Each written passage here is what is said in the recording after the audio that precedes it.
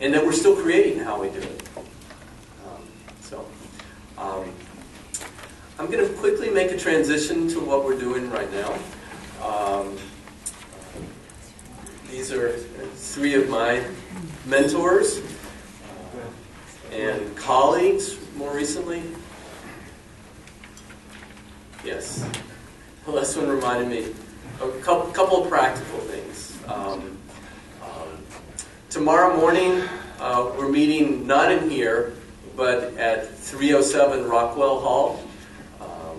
Rockwell is across the campus and down the hill. I think there's maps in your packages. So 307 Rockwell. And be alert for events that are at different places. Because I think Saturday it's in College Hall. I think Sunday in College Hall. So watch out. Don't end up in the wrong place. Yeah. Okay. So we have Dr. Tony Barton, who came here in 1960 and is still going strong.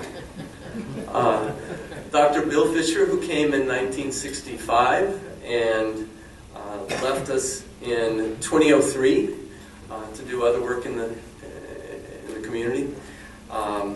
And Dr. Connie Fisher, who came in 1966 and retired in 2012.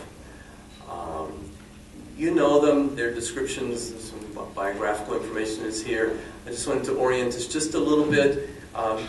Each of the three will offer a sense of their participation in the program, their particular projects, some of the history, and some of their vision for the future of the program. They'll each present for about 20 minutes. I'm going to signal them with 5 minutes left. And then after all three of the presentations, there'll be a conversation. Okay? Here we go.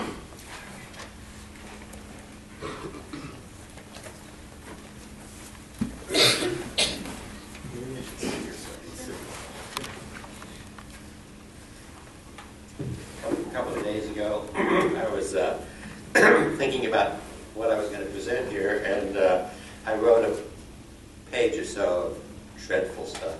And I thought, oh, this is going to be just terrible. And I noticed the title, however, of this presentation panel, and it said Memories, Dreams, and Reflection. I thought, well, it's a great book. A great autobiography.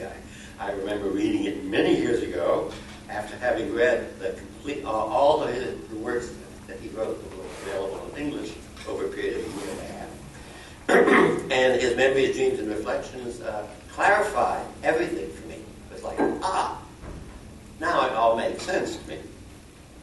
So I thought I would be inspired just a little bit. And at first I thought, it'll never work because Jung is such a profound, interiorizing thinker. And he announces his autobiography as, this is not about anything in the world, this is about an interior voyage or something like that. I don't know exactly how he says it, but he's very clear about, we're not talking about anything in the world. So I thought I would begin with some memories from early childhood. 1.5 to 2 years old. The child pulls himself up on a cold radiator. On a warm day, however, the radiator hadn't been turned on, and sees dust motes in the air swirling. Brilliant sprites in the sunshine. He is charmed, fascinated, swarming with feelings of wonder. He waves his hands, and the motes move in concert with his hands. 9 years old. Lying on his back on a lawn, the child looks up at the stars on a clear night. They scintillate, and some seem slightly to blink at him. I don't know if you've ever had that phenomenon. It is so interesting how they do something funny. He is filled with wonder and curiosity about them. 13 years old. Standing in front of a library, he feels very frustrated and unhappy with the realization that he will never be able to read, know, and understand all the knowledge contained there. He wants to understand everything and knows already this is a doomed project. 24 years old. He meets lively, charming Adrian von Kahn in Chicago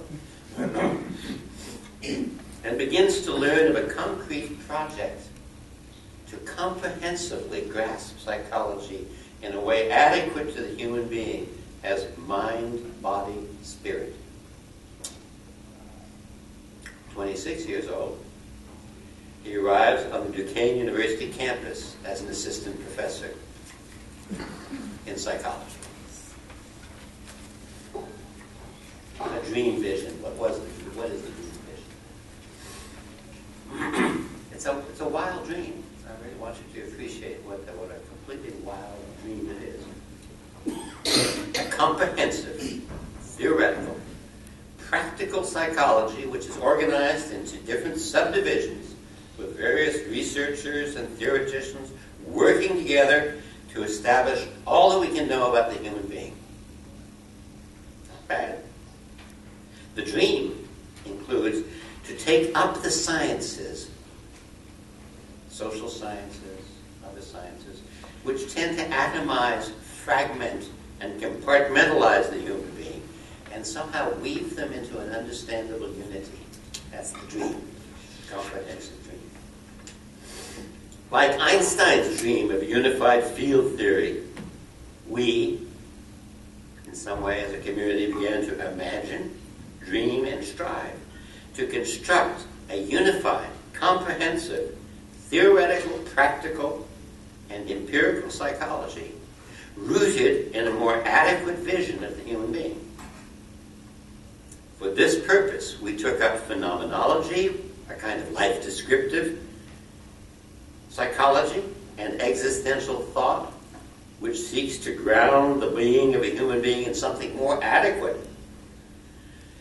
than the dream fantasy, is another set of dream fantasies, of mechanism and materialistic reductionism and computerism and so on and so on.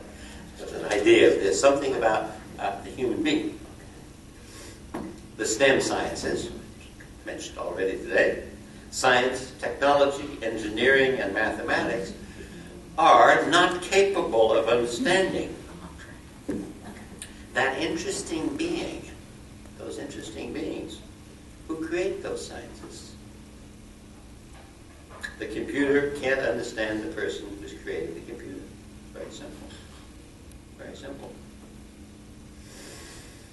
The boy who stood before the library mourning the impossibility of knowing everything has found a new lease of life on his comprehensive daydreaming. How about your story? I invite you to think. What are your memories?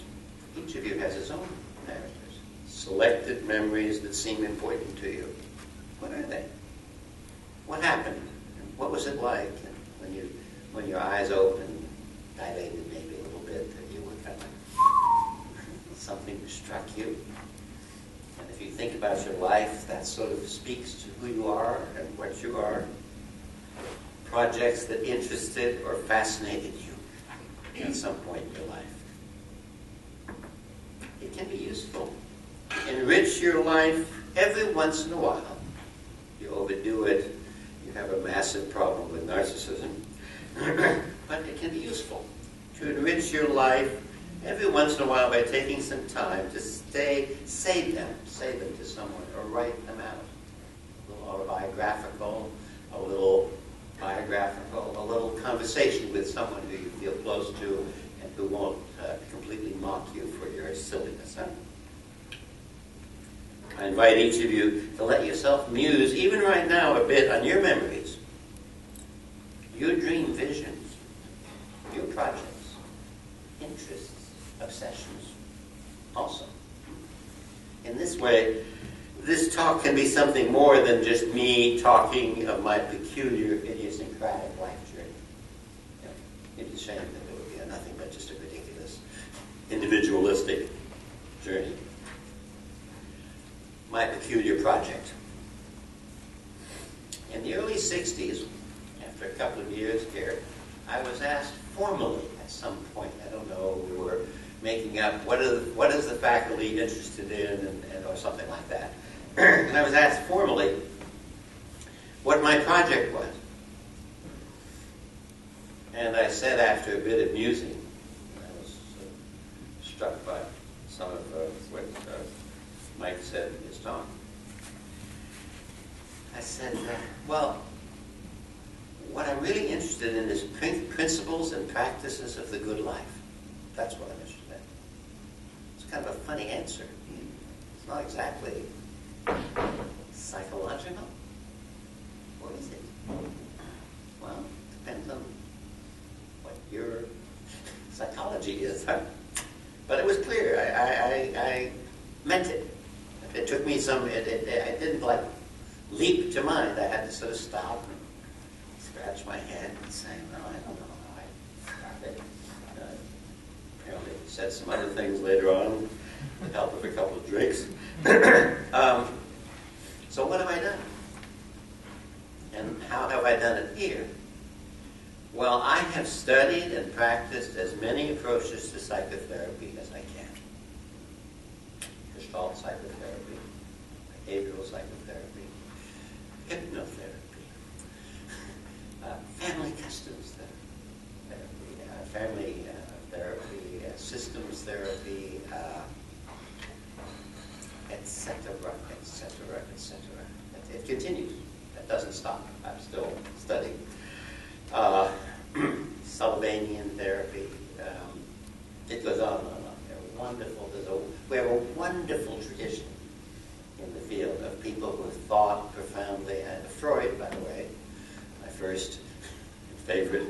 I was 13 years old when I read Introduction to Psychoanalysis by Sigmund Freud and decided this is going to be my field.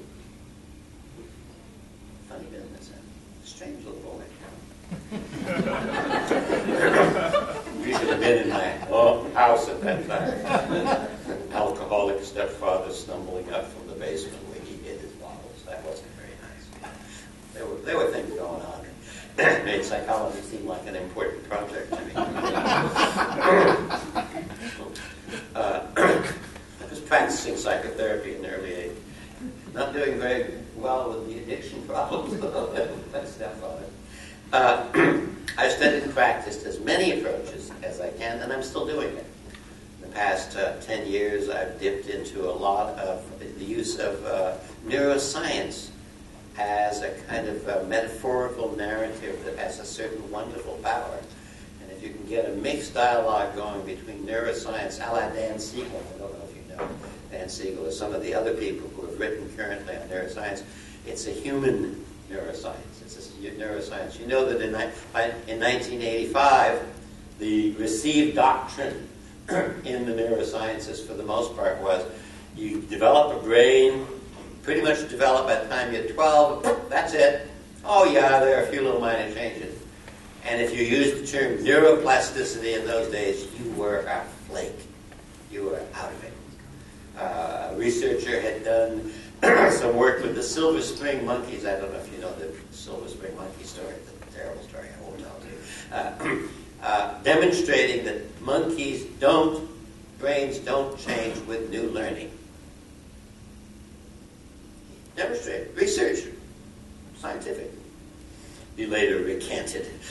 Because it's complete foolishness.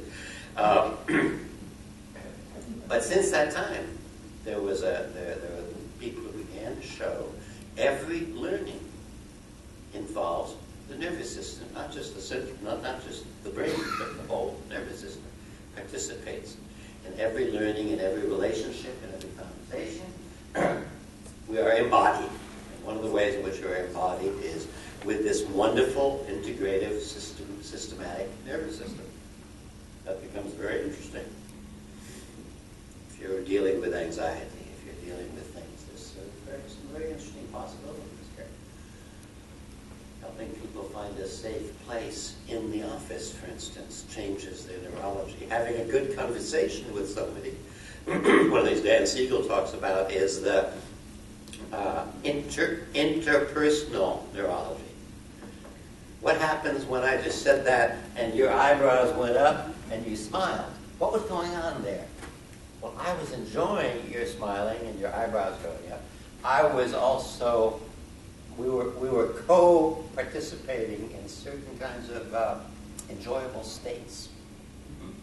I think. My interpretation. No, not my interpretation. It's what I saw. Yeah.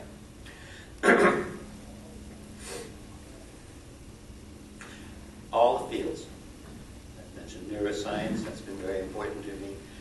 Marshall Linehan's dialectical behavioral therapy, with its emphasis on mindfulness. There's a couple of other mindfulness approaches that Chris Mark, you've talked to me about a little bit, and I've read a little bit more on them. And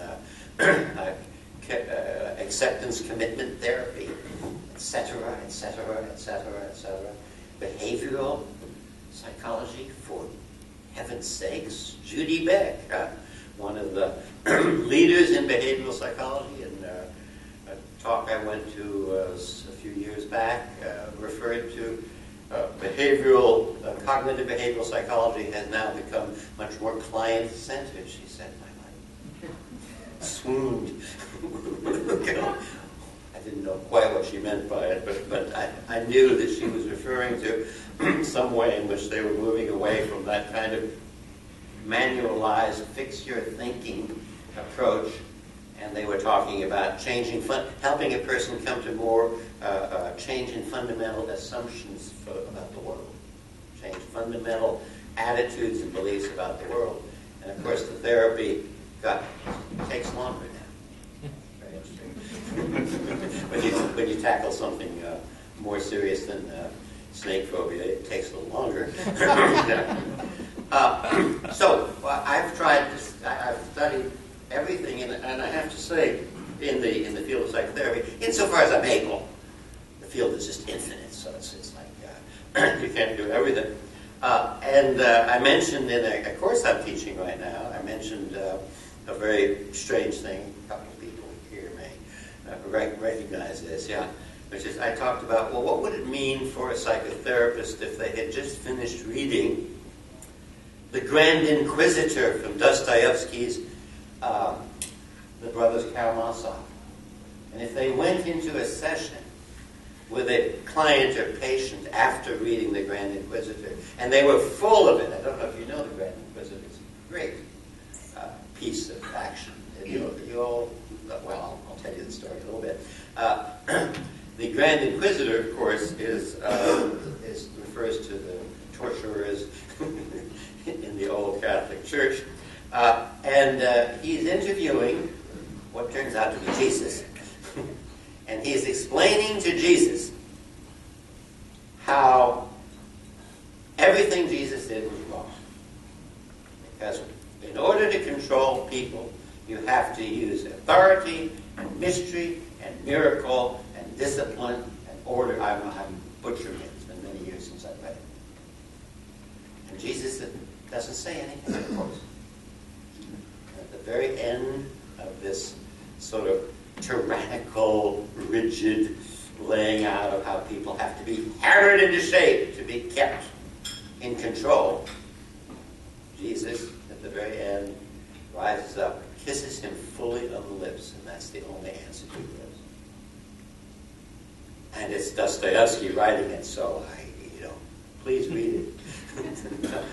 Don't take my little narrative as a representative of Dostoevsky's genius as a writer.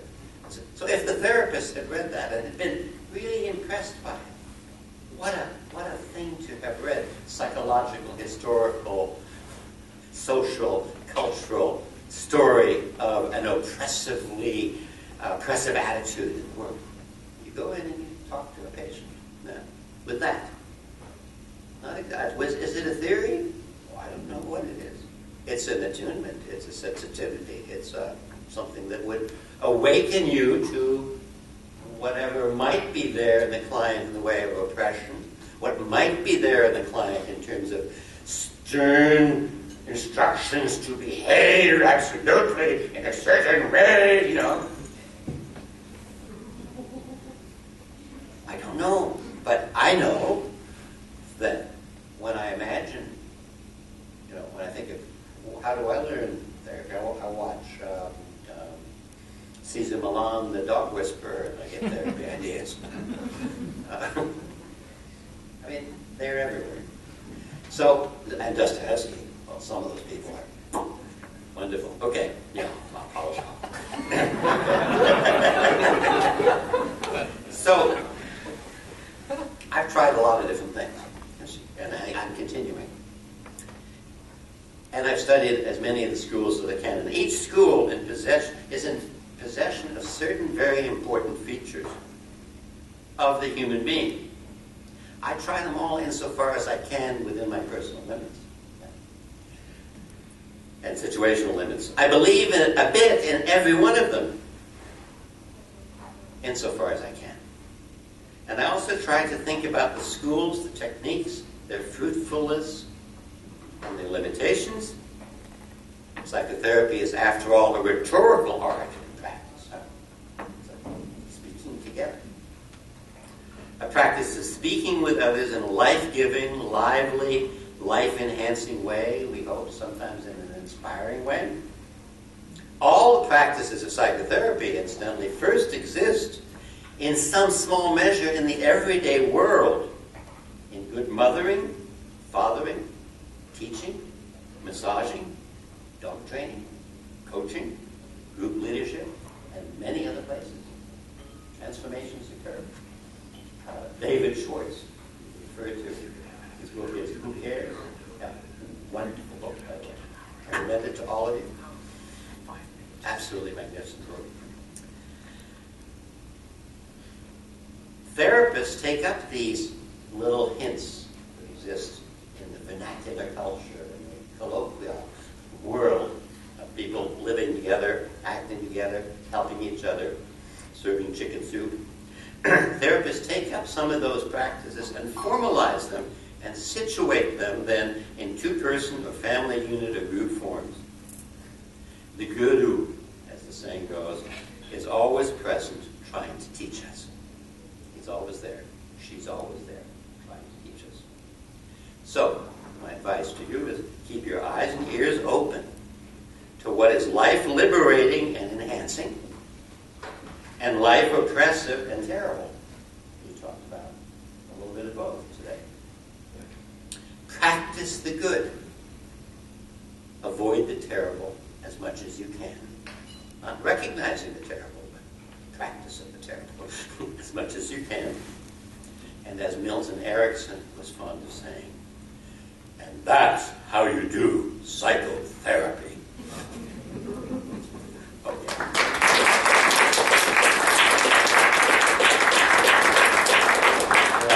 Within 5 minutes. You're great. Yeah. Good timing. So now, Dr. Bill Fisher, for what it's worth, they negotiated the order of presentation about an hour ago, according to when they arrived at Duquesne. So that's the sequence. I'm the young one. Hey, Junior.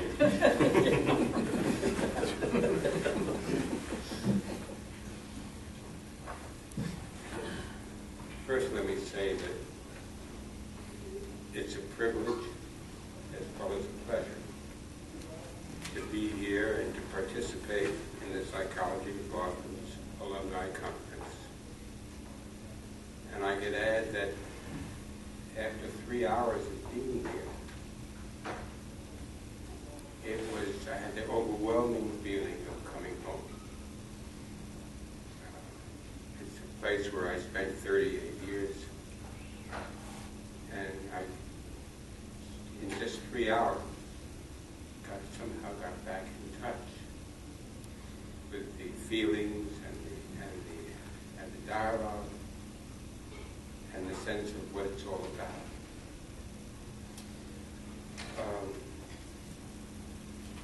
While I am pleased to say that I recognize more than a few faces, I am somewhat embarrassed to acknowledge, and I have acknowledged this to some of you, that my recollections of the names that go with those faces is distinctly fallible. And please understand. We were asked to share some of our memories and reflections as they relate to our participation in the department. I might begin by acknowledging that I joined the department in 1965 after having learned of its existence and its orientation from Andy Georgie, who was attending a conference on phenomenology, pure and applied, remember, Jim?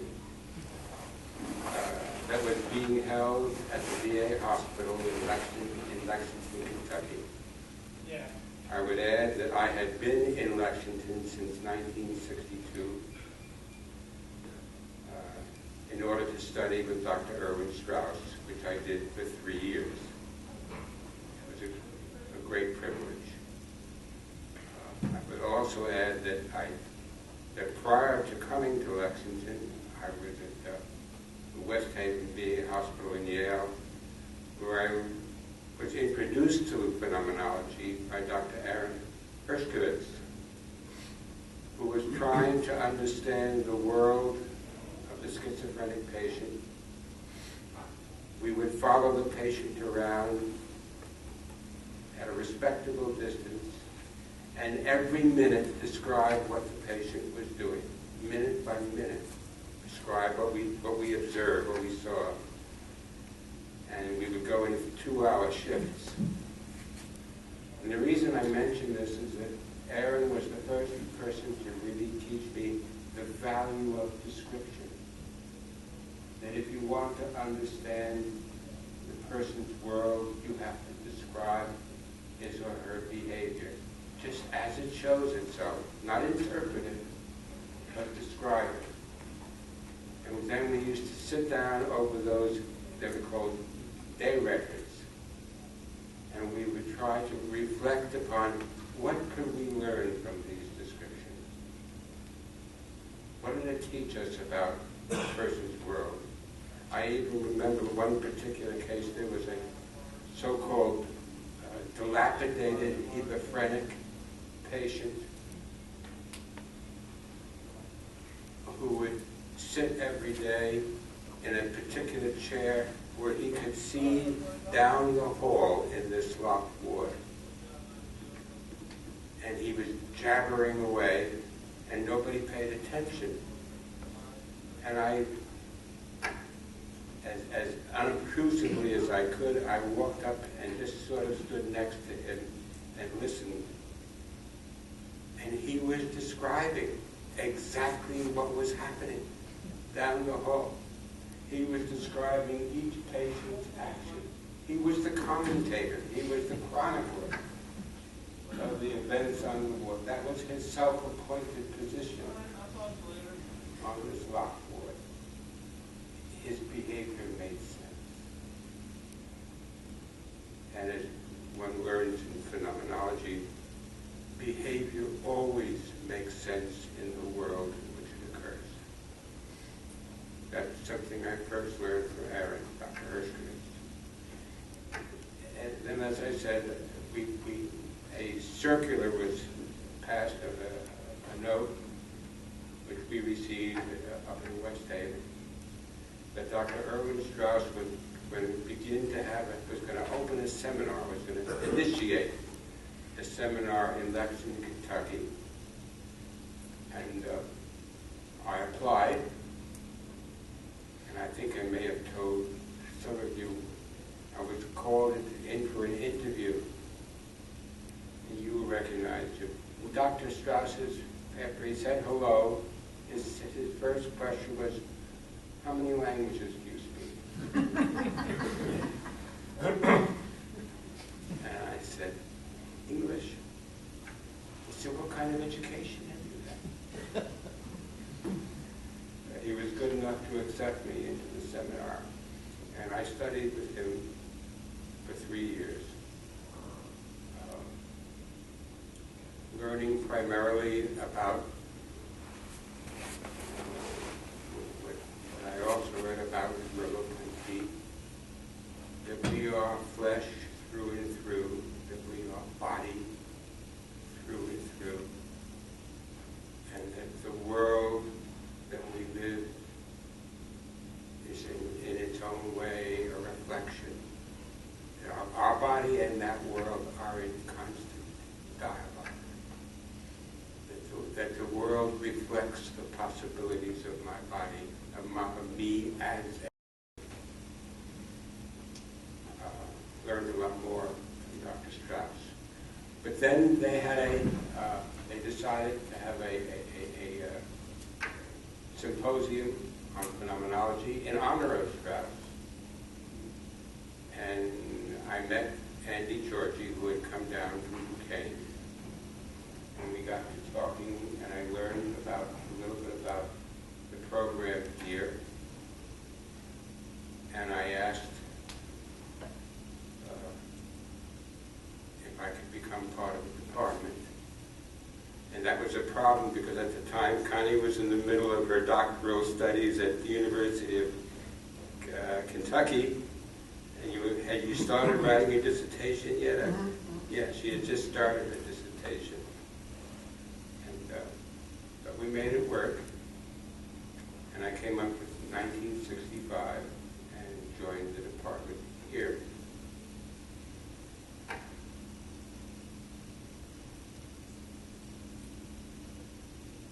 What I recall most about the early years at Duquesne was the same thing that I experienced here today, was a sense of common purpose and collegiality and respect for each other. And that was the overwhelming message, at least that I experienced when I came here. And that was the way it was from 1965, certainly through the 70s, maybe into the 80s. There was a tremendous sense of common purpose and collegiality. We were embarked on a project together, a great project. And we listened to each other.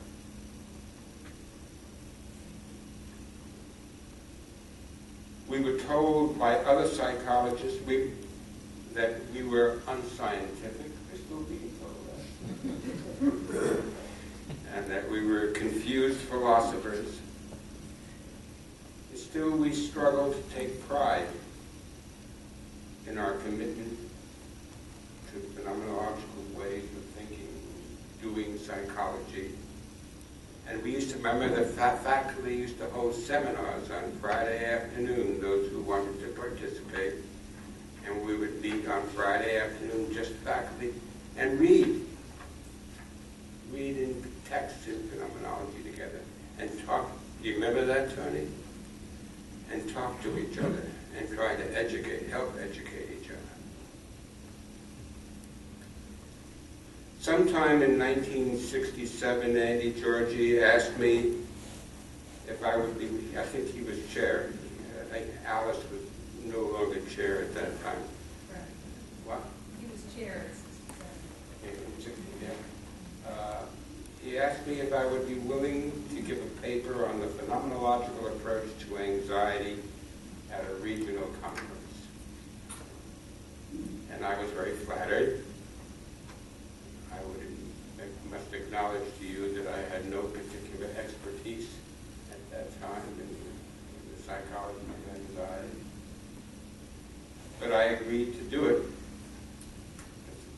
I'm not sure the Arab has changed any. I agreed to do it, and while I didn't realize it at the time, it was a decision that would significantly inform the direction of my thinking and my professional life. Increasingly fascinated with the phenomenon of anxiety, I studied the ways in which various psychologists and philosophers had written about it. If you will, recall that both Freud and Heidegger, in their own different ways, have underlined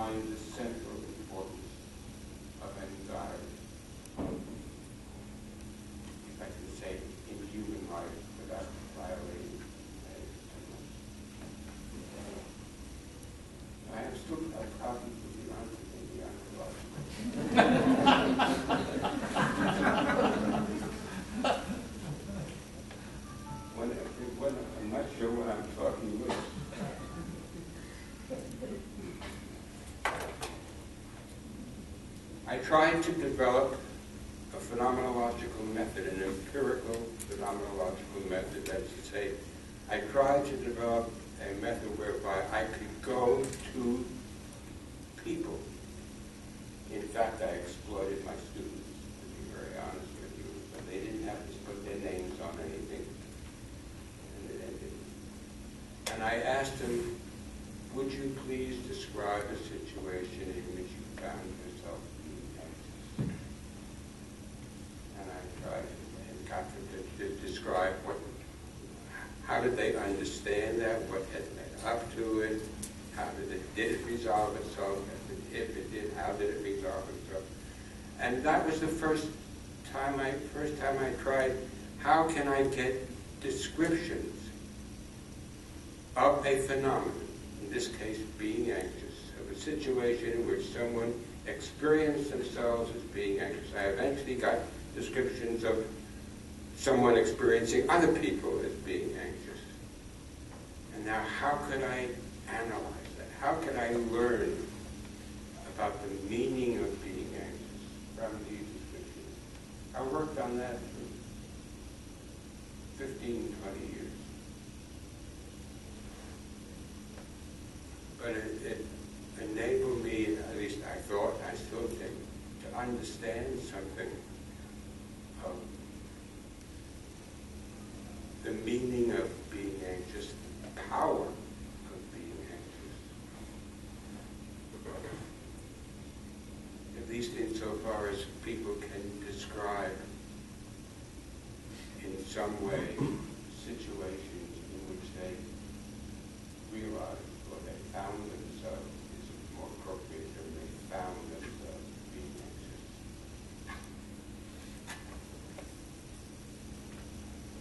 Finally, I also tried to understand the relationship of being anxious with other phenomena, and in particular,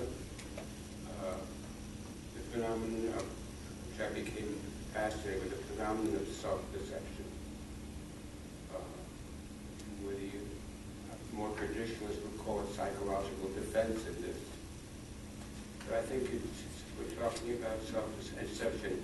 And I struggle with Sartre. I'm sure you know Sartre's critique of that. How can you know that you don't know?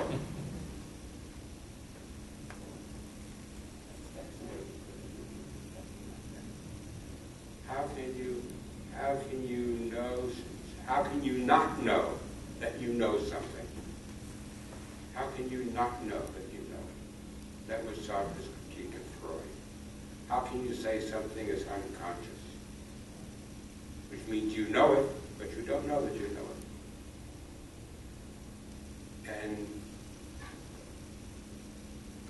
I believe that at least I was able to shed some light on that in the paper on anxiety and self-deception. Because in becoming anxious, you respond to the bodiliness of it first, and you turn away from the content. You turn away from whatever it is that is affecting you in this way, at least in most situations. There are many therapists who will say to their clients and their people, can you stay with them? Can you just stay with them? And speak whatever comes.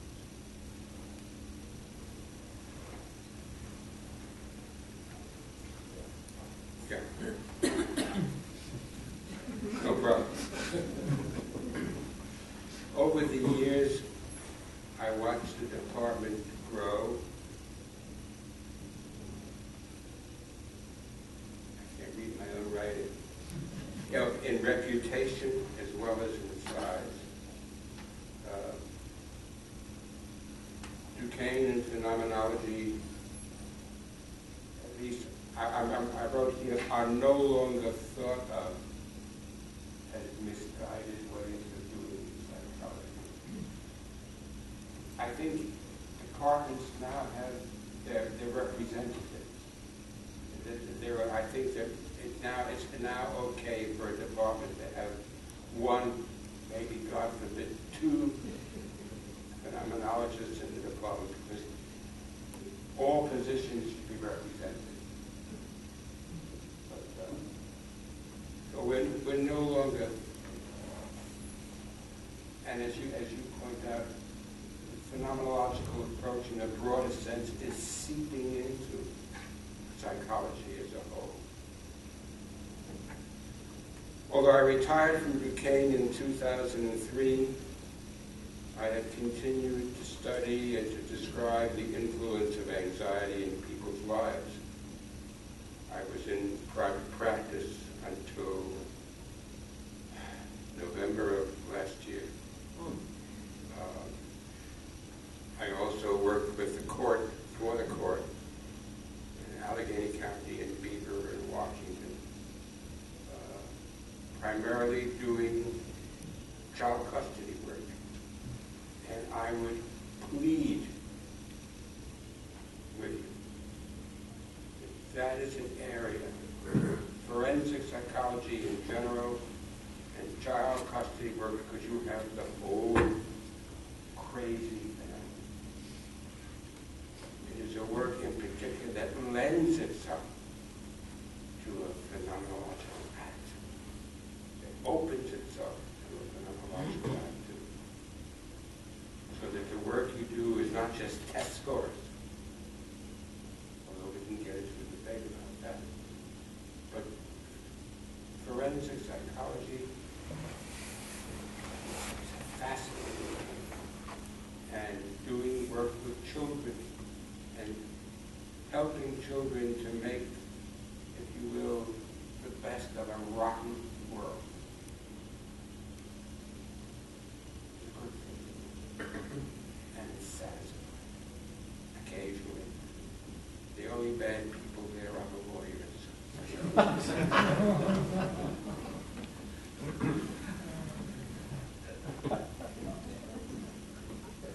In child custody evaluations, I have encouraged children to describe for me their relations with their parents. How does your mommy show you that she loves you? What does your mommy do when she's angry with you? What do you like most about your mommy? What does your mommy like most about you? What doesn't your mommy like about you? What do you do with that? You have the opportunity in doing child custody work, because there's no rush, to open up the world of the children. The irony is, what APA is most interested in, and the guidelines the APA put out for doing child custody work, the guidelines are, the psychologist is to establish the strengths and limitations of the parents as parents, and to describe at what are the needs of the child, and what is the best fit. That's how you do a child custody evaluation. You try to point out what's the best fit between these parents' strengths and limitations and the child's needs. There's very little about what is the world of that child like. And you have an opportunity to really explore that world. And also the world of a chaotic marriage. A marriage that is. I would urge, if you ask me what did I take away from Duquesne, and what do I wish for Duquesne, what I took away from Duquesne is a respect for trying to describe and understand people's world. And what I would urge Duquesne is to take the phenomenological orientation into places, if you will, other than therapy. Nothing wrong with therapy, but there are many more important places in the world than just doing therapy.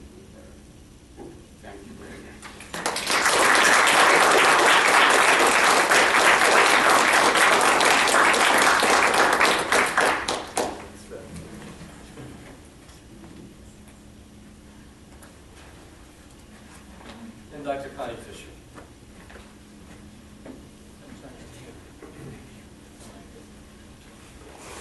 Hi all, my comments are going to be relatively brief and mundane.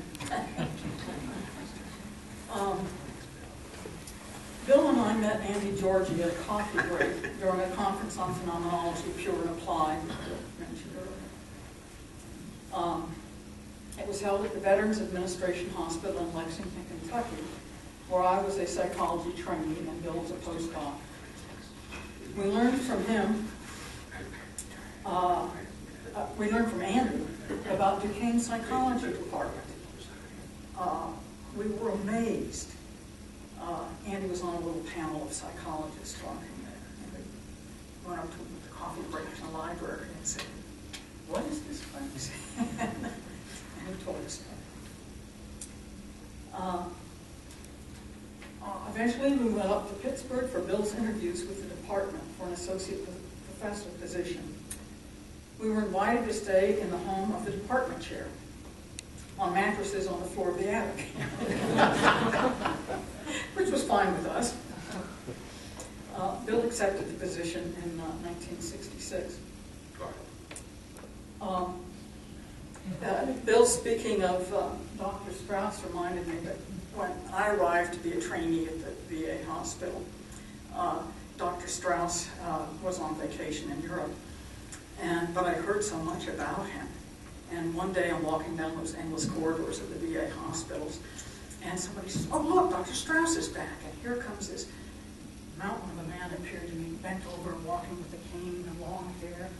And they said, "Connie, let us introduce you." And he said, "Well, hello." He said, "When did you arrive?" And I gave him my birth date.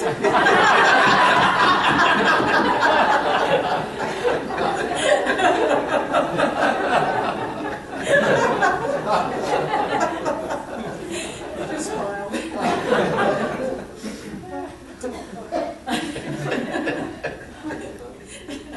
After I completed my VA neuropsychiatric internship, I transferred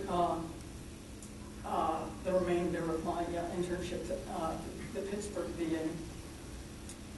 Tony and others asked if I would be interested in covering some undergraduate courses, and Bill was already, on the faculty.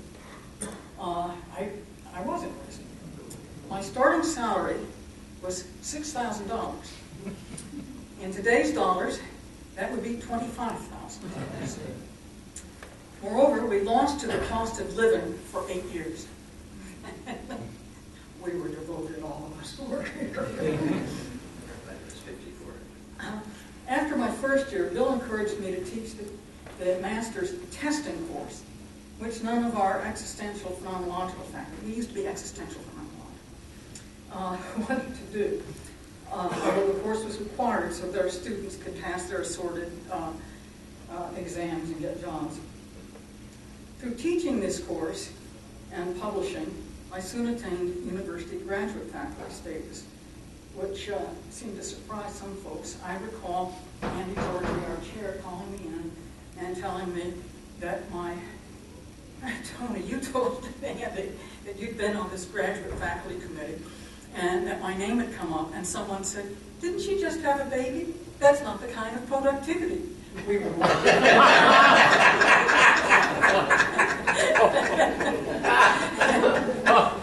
And Andy told me that he had instructed Tony to tell him to open the goddamn folder next time, in which my publications and so forth were. I had been extensively trained in testing, but was not enthusiastic about testing. Fortunately, the students were eager to learn what would be some of the tools of their profession, the formal testing. And they were equally eager to bring to bear what was then called our existential phenomenological framework. So I really developed my approach to assessment through teaching that course year after year.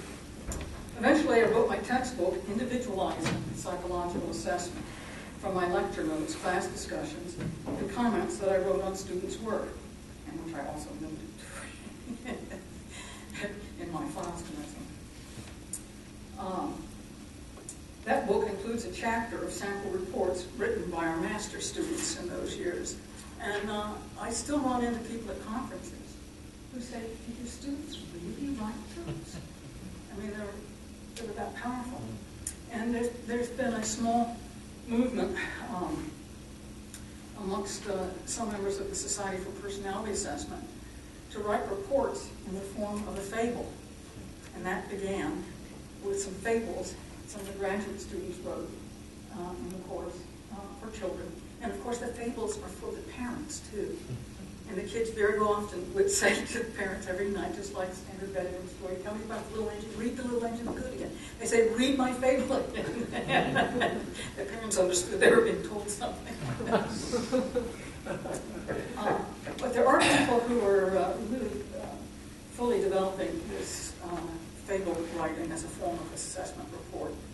And in fact, a couple of my friends have a book coming out about that in a couple of months.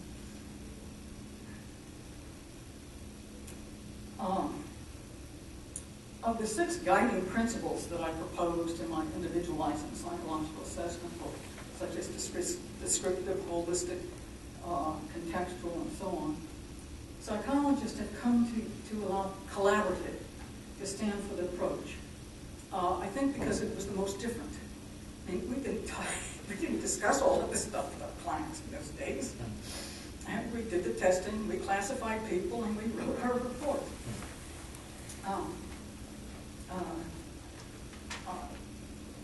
Early on, I used the term transformative, that collaborative assessment can be transformative, just in the process. But when people have written about that, they've co-opted my term transformative, which I like, and it's therapeutic. Okay, back to the early days. In 1967 or 68, the department voted to characterize our approach as existential phenomenological. One faculty member said we could do what we wanted. He was leaving to a teaching floor at that point. Faculty members used to attend the evening graduate philosophy courses. Afterwards, we conferred with each other, usually with a collective sigh, agreeing that none of us understood the bulk of the lecture.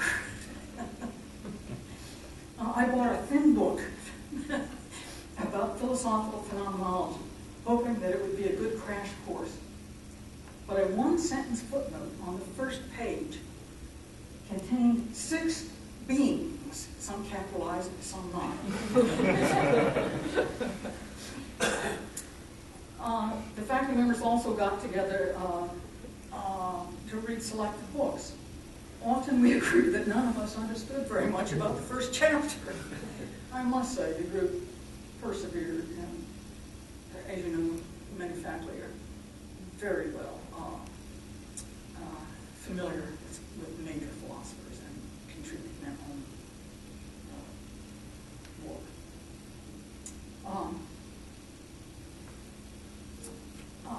Anyway, we did persevere, and eventually everyone was conversant with various philosophical writers at one degree or another. I think it was in my second year that our son was born. When I showed up on campus, Tony greeted me cheerfully on academic walk and asked what I was doing on campus. When I explained that I was teaching half-time, he looked worried for me and asked about the baby. This was a lot of years ago. I explained that Michael was fine and that the department had worked out a teaching schedule that allowed one or the other of us to be home with Michael at all times. We used to joke that we handed Michael through our cars on the parkway.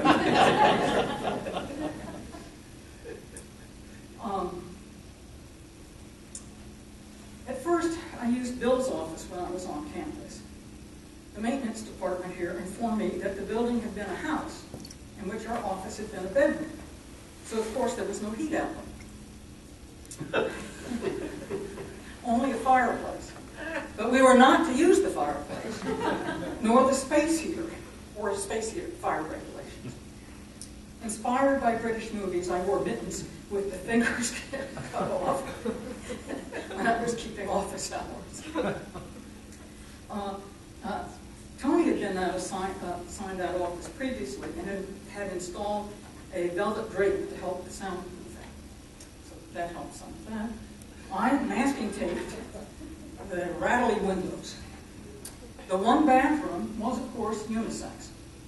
Speaking of that bathroom, when sitting therein, one looked through a 1-inch space between floorboards and observed pharmacy students doing their work. Well, this is the meaning of this conference, right?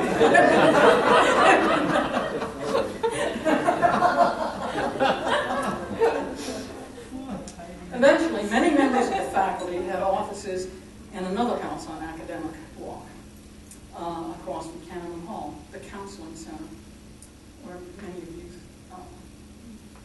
took course classes and all. On the second floor, there was a large room, previously, quotes, the female student eurythmics room, phys ed. That's where we held faculty meetings and dissertation defense meetings. Decades later, while teaching an adolescent psychology course of 85 students in Canada Hall, I found myself glancing out the window, watching a wrecking ball destroying the counseling center. You know what? I'm tearing now. What I started to say, and well, is that after class, several students checked in with me, having noted that I was tearing. And I just manfully, feel pardon the expression, carrying on. Didn't notice it myself. Decades later, I said that. Back to academics. Well, let me toss in something else. Back to teaching in Canada Hall. One dark and stormy day, I was talking to my developmental psychology course. First time I taught it, and Tony, who had taught it before, was Catholic, and knew much that I did not know. He explained to me that 85% of the class was Catholic and had gone to Catholic kindergarten, grade school, so forth. And the girls had been told, be careful when you wear your black patent leather shoes because the poison. I said, oh, Tony, you trying to think this right? He told me that when I got to the chapter on sex, you know, the textbooks are broken into social life of adolescence, sexual life, and all that sort of stuff. But when I got to the chapter on sexual development, that I should be sure to explain to the class what masturbation meant.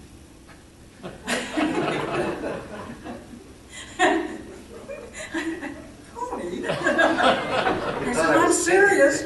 The book doesn't explain it. So I wrote out, we consulted dictionaries and all that. I wrote out a definition, typed it for myself, double space, so I wouldn't lose my way. And I brought it into this course, this class. So I explained some of the terminology, and Paul can ask if there were questions and that stuff. And I said, okay, one of our professors who's taught this course before advised me that I should be sure that you all are clear about what masturbation means. All of a sudden, everything. I was so bad. I just dropped all these parts of here. They obviously knew something. Yeah, right. So. Self-deception. So, I said very boldly, masturbation. There was lightning and thunder.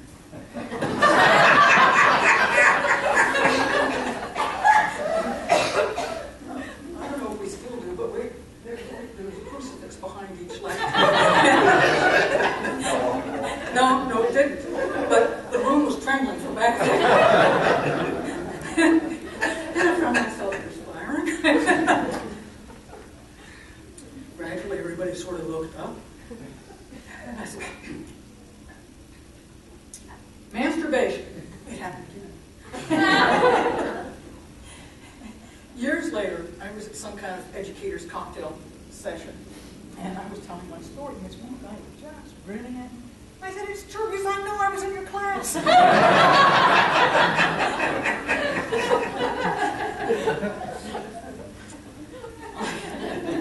Anyway, it turns out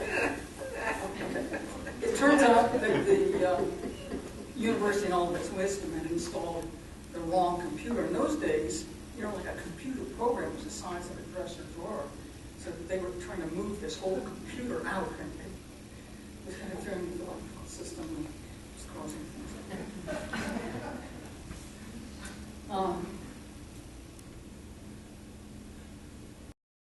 Okay, back to academics. I simply did not I thought you guys needed a little. Back to academics. I simply did not comprehend Husserl.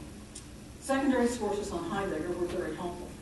Years later, my course was very helpful. Most helpful to me was Merleau-Ponty, who Andy Georgie often cited. Speaking of Andy, many of us sat in on the graduate course in which he shared chapter by chapter as he wrote his influential book, Psychology as a Human Science, a Phenomenological Approach. Again and again, Andy reluctantly agreed to be our chair, a task that is time-consuming and greatly reduces time for scholarship, as our current chair knows. Part of Andy's contribution was his instituting an annual report to the dean in which each of us documented our publications, presentations, research, innovations of our courses, and so on. Eventually, the dean required the same reporting from all departments. Our department, however, through its very reports, has continued to stand out amongst the other departments in the college. On the other hand, I still recall running into a friend in Oakland from my graduate school days in Oakland. When I told him I was teaching in Duquesne psychology department, he was like, "Oh, I'm so sorry." I'm not.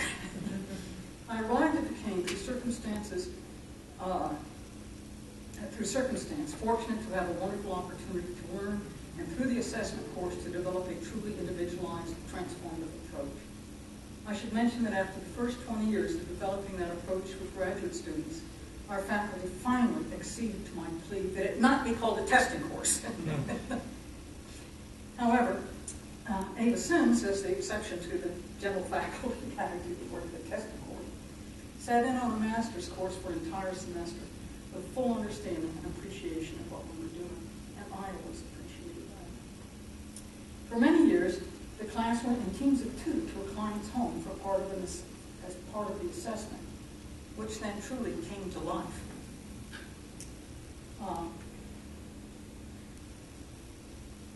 One student came up with the term virtual visit when circumstances did not allow an actual visit. She asked the client to bring in something from home that could represent aspects that the assessor might have experienced in the home. Several panels of our students have presented at the Society for Personality conferences on their experience of including home visits as part of an assessment. We published 4 such accounts in the Journal of Personality Assessment. By now, aspects of collaborative assessment show up at SPA. And even SPA has a standing interest group in collaborative therapeutic assessment.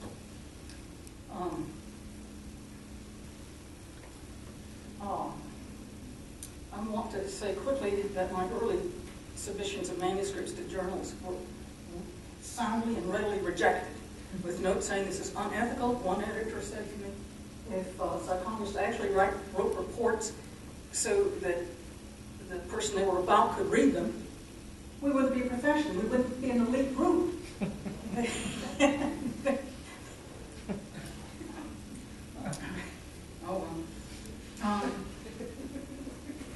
I want to change topics now and make a pitch for how current graduate students might undertake their dissertations.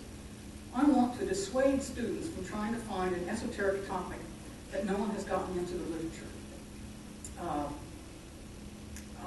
There's no literature on it. They want to be the first.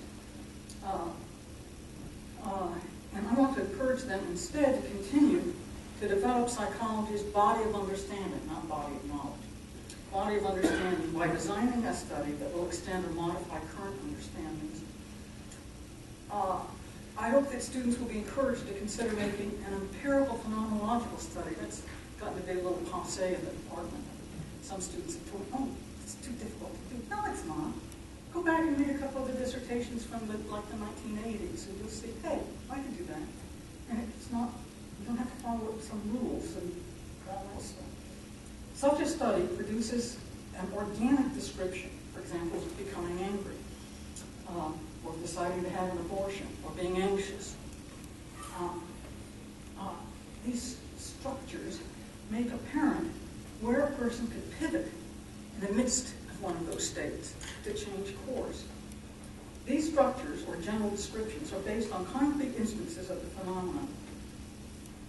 And these instances allow readers to readily recognize what is described. The general descriptions also afford reflection on intersections with other theories and other research. Current graduate students might want to use an additional qualitative method as they go to jail, having known her for how many years, did in her dissertation. Current faculty might mention to graduate students if they haven't, that Marilyn Henline has a handout of past dissertations where graduate students could ponder takeoff points into a coherent dissertation trajectory. I have one last thing to mention. Humorous part. I left to go to a conference when we were about to have another APA accreditation visit. Turns out that I knew the chair of that team visiting me from having served on APA's Council of Representatives with him some years before. So I left a note with the chair to say that I would be staying at this hotel. Here's the telephone number. If there's anything I might clarify. I was just being polite about it, and you know, if I didn't get a call. And he wanted to know, how can you call this stuff science, human science psychology? It's all qualitative. There's no numbers. I said, that's right. Our findings are 100% true of every single result. We have no need for probability levels. And he said, oh, all right. And that was the end. Okay.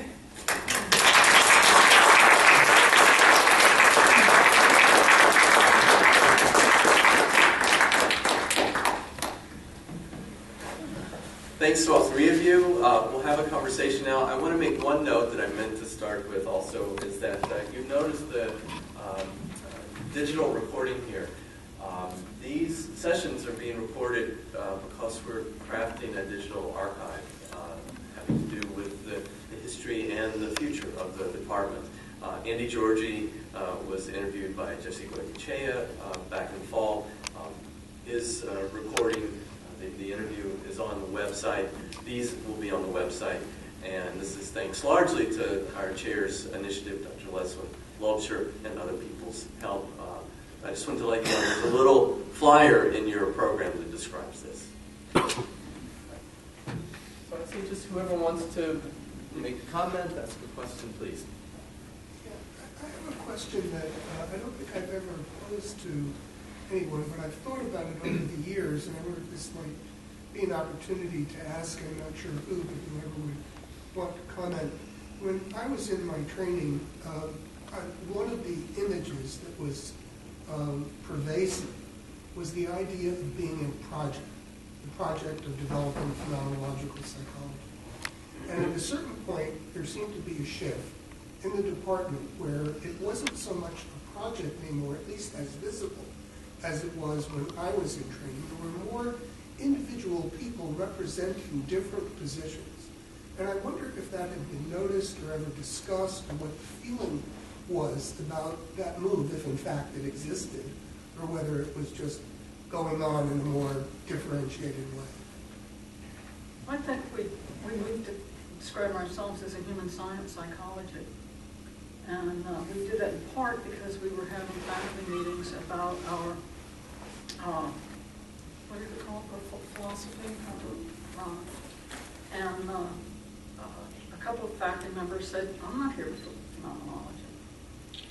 So we changed our statement to say that we are a human science psychology, which includes an interest in phenomenology, feminism, and we listed all of them. Is that? I could make another comment on that, which is when us as a group and a few other people who are no longer living were started, we were very much students. We were professors, but we were students. We were sitting in on philosophy professors. There was a sense of we're needing to master something we don't quite get yet. You know, and Connie's description of that was very clear, and so was Bill. And so we sat in on these philosophy professors, we sat in, we had seminars, we discussed, we thought. Very early on, there'd be late night meetings talking about how the program should go with 3 or 4 people, and so on and so on. And it was like the idea of a project was very much part of it. Like, well, what courses should be included in this program, and how should it work? And there was all this kind of excitement. And what began to happen is, as each of us began to develop our own project, so to speak, there was a natural individualizing of the project. It was no longer so, even though some certain communal aspects continued being in place, it was as if each person was now carving out a certain area, a certain region. And there was, in that sense, and then the visiting professors who we had sat in on for a 10-year period or so, it stopped coming because there was a change in the and so on. So we lost that kind of natural unifying kind of like, we're in this together, and it became, Connie was developing this wonderful collaborative individualized assessment project, and Bill began to develop his projects in psychopathology, anxiety, and so on. I was working on, Chuck Mays and I were working on therapeutic psychology, etc. We had a fellow working on developmental psychology, Dave Smiley was working on, etc. There were all kinds of individualizing began to happen. And it was no longer sort of just a kind of we're in this together. We also gave up a kind of a thing that happened for a while. A lot of us gave up talking hyphens around that same period of time. I don't know if you know the Heideggerian thing of you're trying to say that things are a unity, being in the world with others, all with hyphens, and being in the world embodied, all with hyphens, and so on. We gave up hyphenation. We gave up, as a slogan, we gave up being in the world. It still exists. It's a very important idea of being situated, being in the world. But we gave up the other thing we gave up at the same time was cursing so much the materialistic and behavioristic traditions. Well, but you have Go ahead. What you have to appreciate is that we all came here just really disillusioned with psychology as it existed. And as we were trained in. And we were trained in it. And we were all really unhappy. I mean, we had PhDs, and what was our profession? When you don't want, we couldn't own our own profession. So I think initially it was a search for a foundation, for a philosophical anthropology, if you will, that we could buy into, that we could say, yes, let's build our psychology on an understanding of human being that makes sense to us. And that's where we began. People still wanted to do different areas of psychology, but we needed a foundation first, and we didn't have a foundation.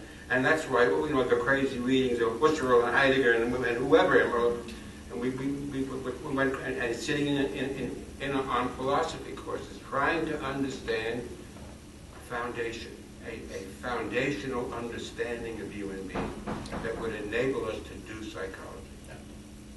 That's very clarifying too. Thank you. Yeah. I'm glad Stan asked the question. I'm really appreciating all your answers to it. I'd like to stay with it a little more because it's something I think many of us have wondered about. And what occurs to me with what you're saying, Bill, is that you all did kind of establish a foundation collectively and individually in your own areas. But I remember a study that David Rennie did about qualitative research and its emergence in American psychology. And I think until about 1983, 85, the word wasn't really even around. And if you do a literature search on it, there's just nothing in the literature whatsoever. And so he searched for all the terms that you could associate with qualitative research, and really the only ones that came up were existential, phenomenological, and it was all Duquesne, and it was all in the Journal of Phenomenological Psychology, and so, you know... It was also grounded theory. Not yet, it was in sociology. I'm talking about psychology. Oh, I'm Yeah, sorry. exactly I'm sorry. right. So in psychology, it was kind of the only game in town. But I think these other approaches, like discourse analysis, like grounded theory, like critical theory, post-structuralism was emerging, and that was all happening in the 70s. It took it a while to thaw and kind of produce people actually, you know, with PhDs doing that kind of work. But I think they started to emerge, and they started to apply for jobs, and I don't think there was anybody around like that applying for jobs in the 1960s when you came, or in the 70s even, when you were doing, you know, the most generative aspects of the phenomenology. So the world around Duquesne changed too. Other people were disillusioned and were developing other approaches. And we knew we were really the odd fishes, if you will. We had a very strange relationship with our difference. It was to me very interesting that the struggle to take pride in it and to commit to it, and yet knowing if you went over to Penn or you went anywhere else, you say, what the hell are you doing? And there was a real issue about holding on to that project, that commitment to find a foundation and to do a psychology based on an adequate foundation. Yeah, those of us who had already decided we were Martians didn't have too much trouble with this. There's a question behind Fred. Could you talk a little bit, just to take you back in a little further, could you talk about the role of Adrian von Kahn in the formation of the department and what happened there? I mean, I know he went on to start the Institute, and could you talk a little bit about that? I can say a little bit about it. Adrian got his PhD at Western Reserve, and he was such an impressive figure that they let him wander off to Brandeis and the university and study with Maslow, and the University of Chicago and study with Carl Rogers. And while he was at the University of Chicago, he picked up a couple of people, Alice Wagstaff and me, and he said charming things like, what would you think of coming to teach at Duquesne University? And I still remember my first answer. I don't think I should say it. Well, I'll say it, okay. Oh, I don't know. No, I wouldn't consider it. It's a filthy town, so. Because I had been here many years before and had stayed at a hotel, and I made the mistake of raising the window and waking up with a blackout. So I wasn't going to do anything with Pittsburgh. And he explained how their smoke control had improved things. So anyway, so he got me and Alice Wagstaff to come, and Alice Wagstaff and I knew Chuck Mays, and Chuck Mays then came. And then within 4 years, from about 1964, my reading of it is a sort of simple-minded reading. He thought that psychology was too narrow a science. So like William James, who for different reasons referred to psychology when he abandoned it as a filthy little science or something. I forgot what he said exactly, but In a filthy little city. what is it? It's my free association. He didn't say exactly, but I think he thought psychology is too small a place to stand. And so he began to move into what he later called the Institute of Formative Spirituality, which was more what he really had in mind. Now, as someone who's always been rather dissatisfied, I don't mind thinking of myself as a psychotherapist, but I've always been a little unhappy with the word psychologist for myself, because the field of psychology, as I see it, I mean, it doesn't seem to include people who will use the Brothers Karamazov and the Grand Inquisitor as a model for engaging in sort of liberative therapeutic discourse. And it's sort of like, well, psychology is sort of often, there's many exceptions, but as a field, and now recently they're worshiping the STEM science business, and it's just like, and I gave up my APA membership, I don't know how many years ago, because I just sort of thought that this is not representative of what I have in mind. And so when Adrian left, I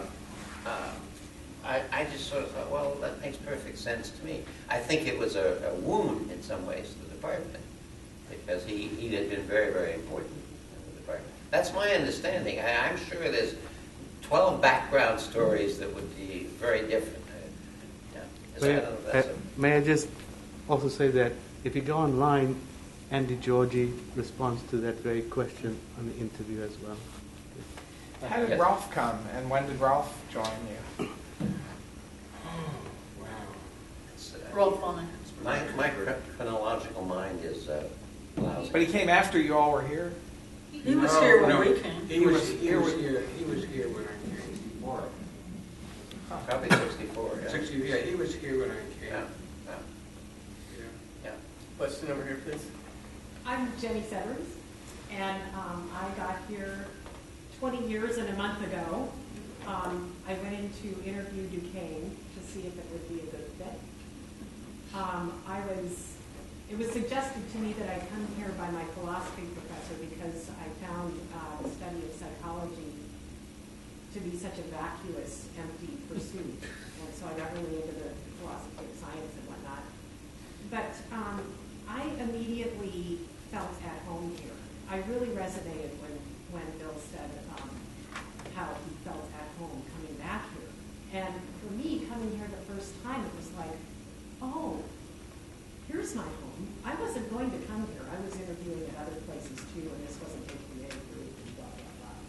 But wow, I talked to Eric Dodson, and it just, here I fit. And I want to say how grateful I am to you three and to the others who founded this program. And for some of the graduate students who came before me too, who have kept it going. I really, as I was sitting here, I was just trying to absorb your voices. And I'm so glad it's being recorded. Because I miss it here, and I'm profoundly grateful for the work and the dedication that you have shown in founding and promoting this program. I'm so glad to. Thank you. Thank you. Thank you very much.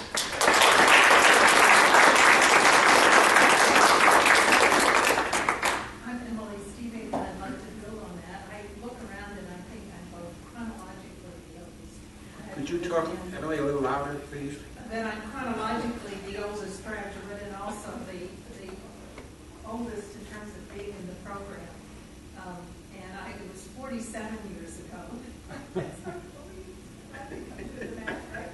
That I started, and I was part of Bill's anxiety project and wrote one of the chapters in the book. Tony, I remember saying to you in a group therapy session that you intimidated me, but I said it by saying when I walk in a room, you fill it, and I feel there's no room for me. And when I think of that, it's an amazing thing that I had that trust as a student, that I knew that you would take that in some, and build on it in some way. But it was a moment that I remember. And I was one of the few females around, so I preceded Connie. I had you for one course, pregnant. I missed the last 2 weeks of that class because my son was born during the semester break. But Connie was a model. Her son was 2 years older and gave me all kinds of assistance and help. But it was truly transformative. Something we students always said was that if you took a course from any of these people 1 year, the next year that course was entirely different because you were growing and thinking, and it was exciting. We never wanted to miss a course. It was always exciting. I found my husband here, which is also transformative and wonderful, but I thank you too for Georgie was the Prince Charming, but these are the knights of the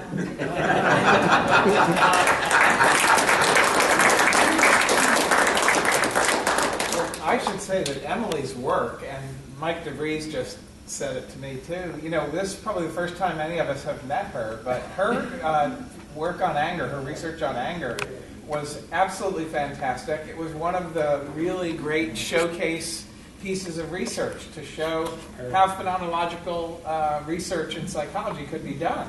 And it was a wonderful study, and so it's great now, you know, for us 40 years later, to actually meet you, because your study as a student was really a beacon of luminosity for all of us.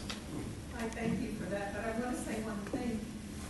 Dr. Georgie was my mentor in that. Dr. Fisher was my mentor for my doctoral dissertation, but this work is the first work that we're familiar with. And Dr. Georgie went abroad to Denmark for a sabbatical, during which time I was finishing the dissertation, and Sir Mello was a grad student, aide or something, and helped me. But when I sent the dissertation to Dr. Georgie, he said he was very uncomfortable with my saying that my method was based on, I was an English major, on interpreting poetry. In poetry, we ask the meaning question. What does it mean? What is he saying? What are the words really saying? But Georgie said, if that's what you want to say, leave it in. I'll sign it. It's okay. So he really gave me that kind of freedom and encouragement to do the qualitative, you know, it was really the first qualitative method. But that was also the whole intellectual atmosphere that were appreciated in your particular way of approaching, even though it made people nervous, was respected. But thank you for your remembering.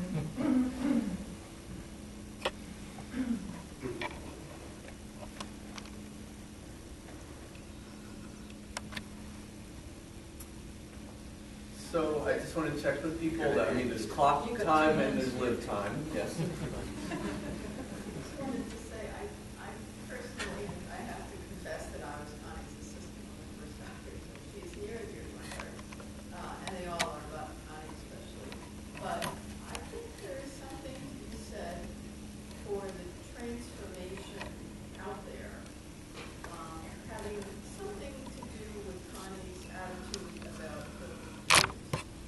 And she was always all about finding the commonalities that people could agree upon, even though they were coming from different perspectives. And she always managed to have alliances and relationships and joint contributions with people from all kinds of backgrounds. And I think that had certainly something, I don't know how big, but certainly something to do at the APA level, at the state level, at the local community level, at the scholarly level, in sort of allowing existential phenomenological psychology to not be quite so weird and apart from everything else in the world. Yes. Yeah, I just wondered, thank you for those wonderful reviews, and I wonder what your hopes would be for the department, for the future. I mean, what out of what you have done and contributed to the department, how can you see that move forward? And what is the most important thing maybe you want us to kind of carry on for the next generation?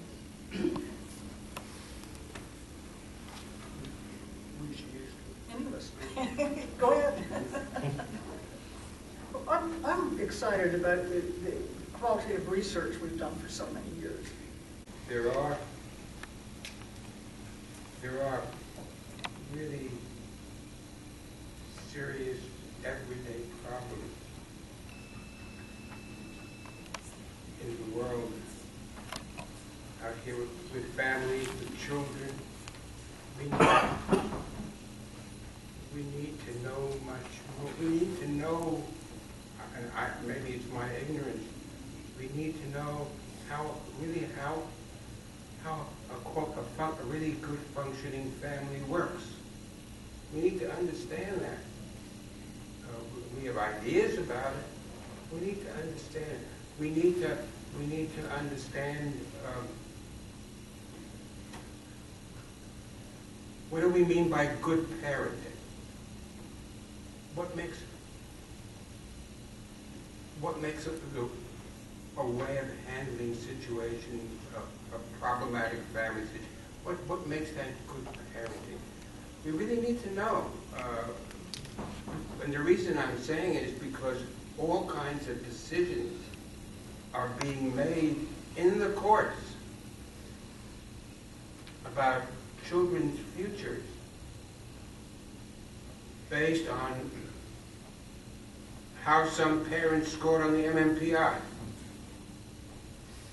We need to understand more about what do we mean by a good parent? What do we mean by someone who can help children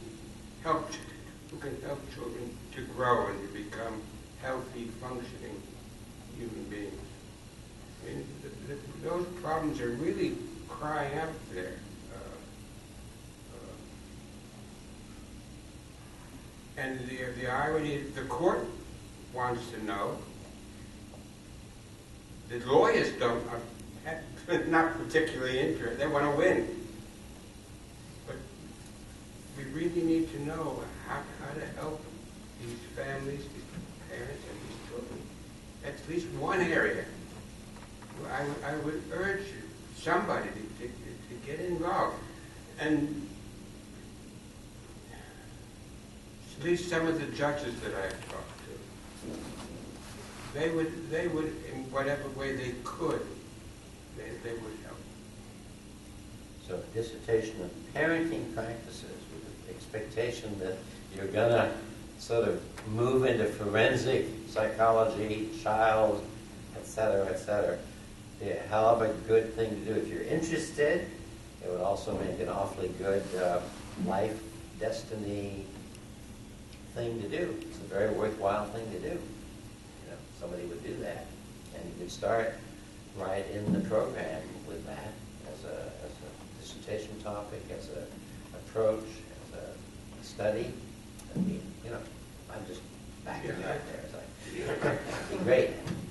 And not a lot of people can do that. It has to fit. Well, it has to fit you, Let me too. say, when Max Baer, who is now a state Supreme Court judge, and when I first met him at a party back in 1990, and he was the administrative judge of the court in Allegheny County, and he asked me, can you write a report?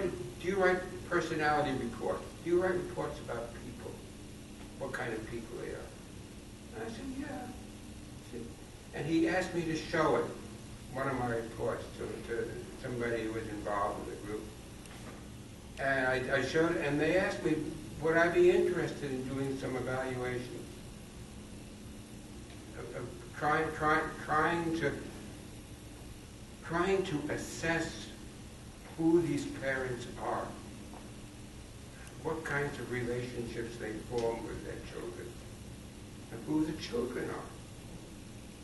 And I don't want to be crass, but if you can get a student to really get into this and get involved with it, that student, at least from quote monetary point of view, since we talk about monetary issues at Duquesne University, that student's future is made. His future is made, or her future is made. And it could be great work, too. That's right, yeah. That's right. Good. I don't know if, it occurred to me that you may not be here tomorrow, and I just wanted to tell you that whether you are or not in the morning, our panel is going to be in large part a tribute to you and to the department as a whole. But I want to say it to your faces tonight if I don't see you tomorrow, that each of you are with me every day that I teach, and the rest of the department, Andy and Rolf Metrister, Frank Buckman, get to know with Paul Calesi, who was my first teacher, as a matter of who I'm reading out. Every day that we do the work that we do, it is your inspiration of us that we have internalized and made it part of ourselves. So thank you for that. I want to say, I think every time we read something one of you has written, or somebody tells us about something that you're doing, we just all pop up. And not that we did it, but look, they really are going out and doing this neat stuff that we haven't done. It feels like to me Scott's comment is a wonderful place to end. And so, really, thank you.